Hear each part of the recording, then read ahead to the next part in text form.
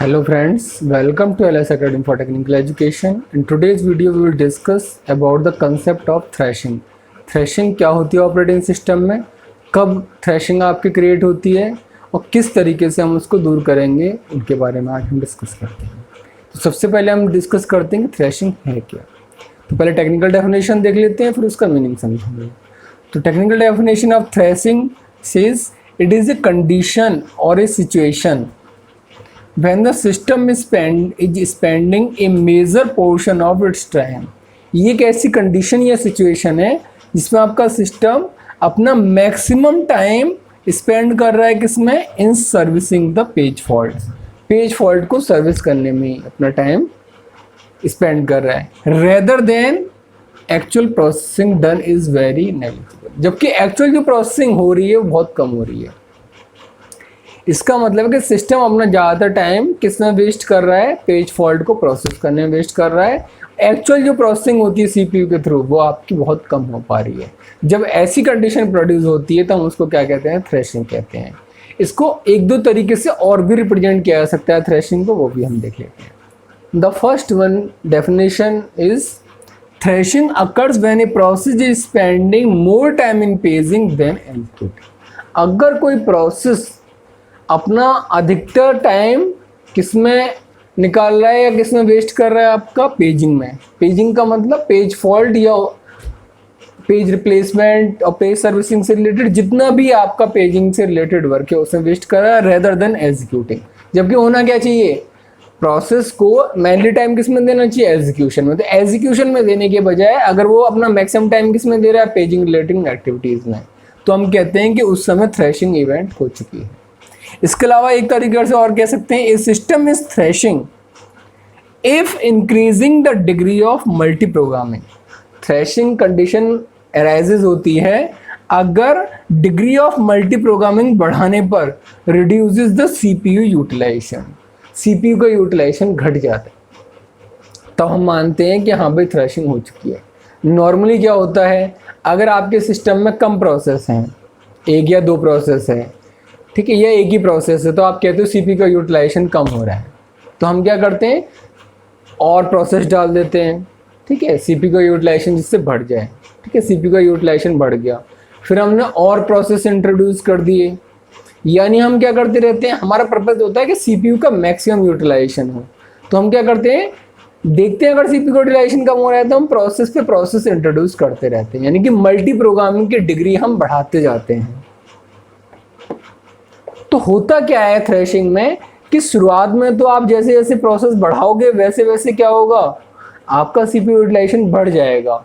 लेकिन एक मोमेंट ऐसा भी आएगा जब आप अगर प्रोसेस और बढ़ाओगे तो सीपीयू यूटिलाइजेशन बढ़ने के बजाय सीपीयू का यूटिलाइजेशन घटने लग जाएगा। यानी सीपीयू प्रोसेस नहीं कर रहा होगा उस समय वो क्या कर रहा होगा, पेजिंग एक्टिविटीज या पेज फॉल्ट, पेज रिप्लेसमेंट में ज़्यादा बिजी हो जाएगा। तब हम कहते हैं थ्रेशिंग हो रही है। इसको और डिटेल में समझते हैं।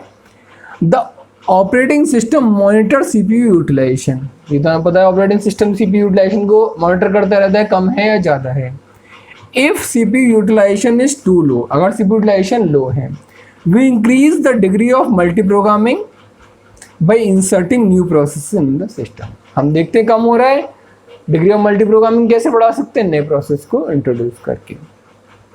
Each new process needs frame from the memory. भाई जब नया प्रोसेस आया है तो उसे किसकी जरूरत पड़ेगी, फ्रेम्स की जरूरत पड़ेगी मेन मेमोरी से। भाई उसको भी तो एग्जीक्यूट करना है अपने पेजेस को, इसका मतलब उसको फ्रेम्स की जरूरत पड़ेगी मेन मेमोरी से। But main memory has limited number of frames. लेकिन मेन मेमोरी में क्या होता है, फ्रेम्स तो फिक्स हैं। ऐसा तो है नहीं कि ज़्यादा प्रोसेस आ गए तो मेन मेमोरी का साइज बढ़ गया। मेन मेमोरी तो प्रोसेस आपके फ्रेम्स उतने ही रहेंगे। सो पेज रिप्लेसमेंट स्टार्ट्स, तो इसलिए पेज रिप्लेसमेंट स्टार्ट जाता है।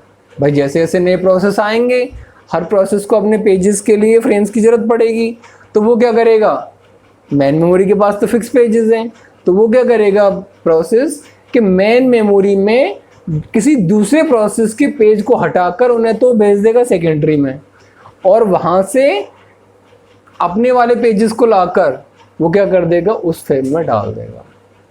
ठीक है, यानी हर कोई क्या कर रहा है, हर नया प्रोसेस पुराने प्रोसेसेस के पेजेस को हटाकर सेकेंडरी में डालता रहा है और अपने पेजेस को लाकर मेन मेमोरी में एंट्री कराता जा रहा है, मेन मेमोरी के फ्रेम्स में डालता जा रहा है. So each process swap out other processes pages from main memory frames to the hard disk. हर प्रोसेस क्या कर रहा है, स्वैप आउट कर दे रहा है दूसरे प्रोसेस के पेजेस को मेन मेमोरी के फ्रेम से, कहाँ पर, सेकेंडरी डिस्क में, और अपने जो पेजेस हैं input their own pages into frame of memory, और अपने पेजेस को फ्रेम में ला के डालते रहें. इससे क्या दिक्कत स्टार्ट होगी. सो ए मोमेंट कम्स, एक ऐसा टाइम आएगा when each process start causing page fault, जब हर प्रोसेस अपना पेज फॉल्ट स्टार्ट कर देगा. भाई क्या हो रहा है, एक प्रोसेस आया, उसने उसको पेज चाहिए नहीं है पेज, उसने क्या किया, किसी दूसरे का निकाला सेकेंडरी में डाल दिया, अपना ले आया. ठीक, अब जब दूसरे वाले प्रोसेस जिसका निकाला था उसको जरूरत पड़ी तो वो क्या करेगा, वो पेज फॉल्ट करेगा, वो किसी दूसरे का निकालेगा मेन मेमोरी से, सेकेंडरी में भेजेगा, अपना ले आएगा. और जब उस तीसरे को जरूरत पड़ेगी तो वो क्या करेगा, किसी और प्रोसेस का निकालेगा.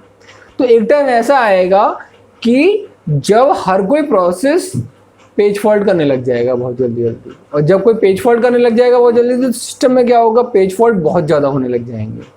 ठीक है, तो वही सिचुएशन आपकी का क्या कर रही है, थ्रैशिंग को रूट कॉज आपका बन रही है. तो लिखा है, so a moment come when each process start causing page faults as its required pages are not in the main memory, क्योंकि उसको जो रिक्वायर्ड पेज चाहिए वो मेन मेमोरी में है ही नहीं, वो किसी दूसरी प्रोसेस ने अपने फ्रेम्स के चक्कर में उनको बाहर कर दिया उसके पेजेस को. इट रिड्यूसेस सीपीयू यूटिलाइजेशन, इससे क्या होगा, सीपीयू का यूटिलाइजेशन घट जाएगा. क्यों, पेजिंग में लगा हुआ है, पेज फॉल्टी हो रहे हैं, पेज रिप्लेसमेंट हो रहा है. In spite of number of process, जबकि अब कई सारे प्रोसेसेस हो चुके हैं, बहुत सारे प्रोसेस इंट्रोड्यूस कर दिया आपने, डिग्री ऑफ मल्टी प्रोग्रामिंग बढ़ा दी है, तो बढ़ना चाहिए था सीपीयू यूटिलाइजेशन, बल्कि हो क्या रहा है, बल इससे घट रहा है CPU utilisation. Because most of the time is wasted in paging activities such as page fault plus page replacement rather than processing. कि CPU प्रोसेस करे उसके अलावा बजाय बाकी सारा काम होने लग रहा है, मैक्सिमम काम पेज फॉल्ट, पेज रिप्लेसमेंट, ये सब चल रहा है. तो अगर आप डायग्रामेटिकली इसको चीज़ को समझें तो ये तो डिग्री ऑफ मल्टी प्रोग्रामिंग जो बता रही है कि सिस्टम में नंबर ऑफ प्रोसेसेस कितने हैं. इधर मान लीजिए अगर 0 प्रोसेस हैं और यहाँ पर क्या होगा, नंबर ऑफ प्रोसेस बढ़ते जा रहे हैं. Degree of multi programming arrow का मतलब क्या है, हम इधर से इधर तक नंबर ऑफ प्रोसेसेस को बढ़ा रहे हैं. ऐसे ही यहाँ से 0 से ऊपर तरफ सीपीयू यूटिलाइजेशन परसेंटेज, कि सीपीयू का परसेंटेज यूटिलाइजेशन कितना है ये शो कर रहा है. तो जैसे जैसे आप प्रोसेस बढ़ाएंगे, मान लीजिए आपने 5 प्रोसेस किए, सीपीयू यूटिलाइजेशन 0 था, 5 प्रोसेस करने के बाद मान लीजिए पहुँच गए 30%, आपने 10 प्रोसेस कर दिए. ठीक, सीपीयू का यूटिलाइजेशन हो गया मान लीजिए 60%, आपने 15 प्रोसेस कर दिए. ठीक, 15 प्रोसेस करने के बाद सीपीयू का यूटिलाइजेशन आपका हो गया 85%. अब जैसे ही आप और आगे बढ़े, आपने यहाँ क्या कर दिया, 20 कर दिया, नंबर ऑफ प्रोसेस 20 कर दिए. अब 20 पे देखिए आप कहाँ पहुँच गए. जैसे आपने 20 किया, देखो परसेंटेज यूटिलाइजेशन ये आपका आ गया 45 पे, मान लीजिए. भाई नंबर ऑफ प्रोसेस 20 है लेकिन सीपीयू यूटिलाइजेशन कितना है आपका, 45 के अराउंड है. आपने और प्रोसेस बढ़ाए, 25 कर दिए, अब सीपीयू यूटिलाइजेशन कितने पे आ गया आपका, 20% पे आ गया. तो शुरुआत में बढ़ रहा था सीपीयू यूटिलाइजेशन, लेकिन एक मोमेंट के बाद क्या हुआ, सीपीयू का यूटिलाइजेशन घटना स्टार्ट हो गया, और घटते घटते वो बहुत कम हो गया, जबकि नंबर ऑफ प्रोसेसेस हमारे बहुत ज़्यादा हो चुके हैं.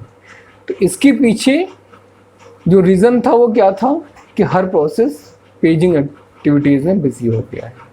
तो अब इसका सॉल्यूशन कैसे किया जाए, कैसे इस चीज़ को रोका जाए, तो उसके लिए हम क्या करते हैं, there are 2 method that we will discuss in the next lecture, and these methods are working set model and page fault frequency method. ये वो 2 मेथड हैं जिनकी हेल्प से हम जो आपकी थ्रैशिंग की प्रॉब्लम है उसको काफ़ी हद तक रिड्यूस कर सकते हैं.